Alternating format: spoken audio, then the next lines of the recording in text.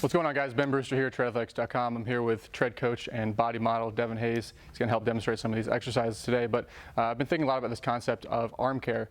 And traditionally, when we think of arm care, we think about kind of isolating muscles and isolating joints to teach that athlete to, rotate the ball in the socket, really isolate that posterior cuff, glenohumeral joint. Maybe a T-raise, we're thinking about isolating that scapular retraction around the rib cage in something like a prone T, or something like a prone Y, where again, we're isolating that scapular movement, teaching the low trap to turn on.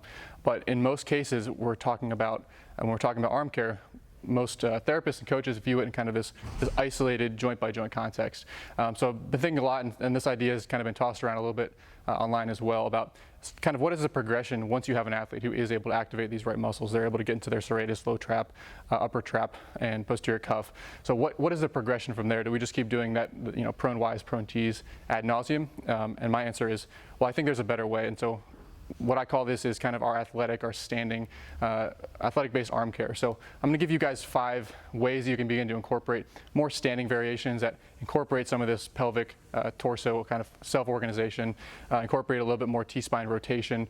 And the whole goal of this is to be able to integrate these types of arm care exercises into more of a functional standing position. So that being said, let's get into 5 different ideas that you can begin to work with. So first, we're going to look at a Y raise. Now, obviously, we can progress from kind of a prone Y raise to something in a little bit more of a standing split stance position. So in this case, Devin's going to get in a split stance, get more of a horizontal torso posture. So we're kind of mimicking that follow-through position in the throw.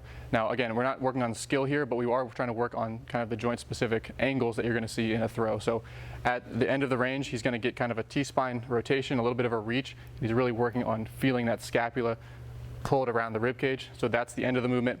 Now as he comes up, he's going to add a component of T-spine rotation as he goes into the Y.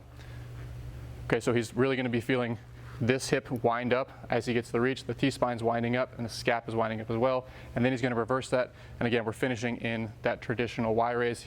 All the other same cues apply as far as getting to the low trap and encouraging that posterior tilt of the scap around the rib cage. So again, this is one way that you can modify the way that you're doing Y raises. You can obviously switch this into a T raise as well. So split stance T.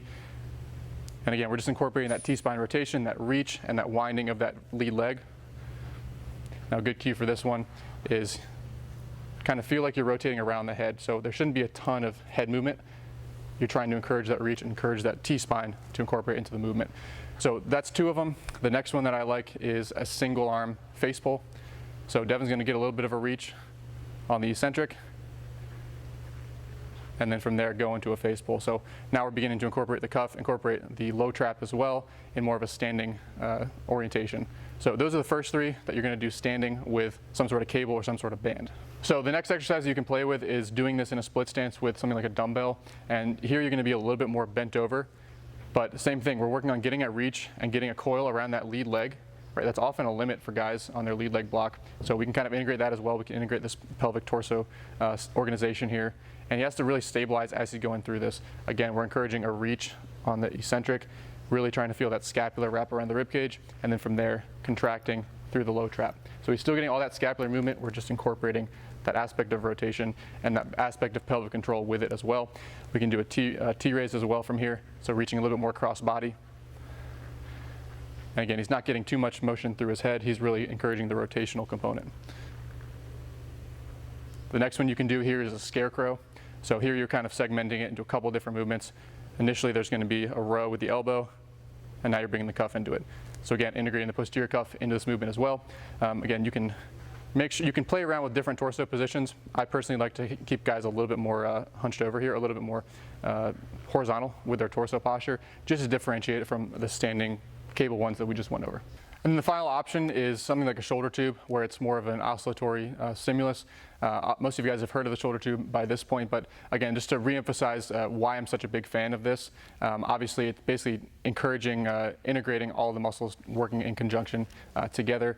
If you don't have a shoulder tube, you can use a body blade, you can use a shoulder sphere. We've had guys use plyo balls when they don't have access to any of those as well. But again, just really like the specificity here and how it's really integrating everything all at once. So posterior cuff, low trap, serratus, everything's getting worked here in more of a kind of functional standing split stance position. So hopefully you guys got value out of that. Those are the 5 ways that we have begun to incorporate more athletic arm care variations for guys who have kind of mastered the basics and being able to isolate each joint one at a time. Guys, if you enjoyed this video, go ahead and like it, subscribe to the channel, and we'll see you in the next video.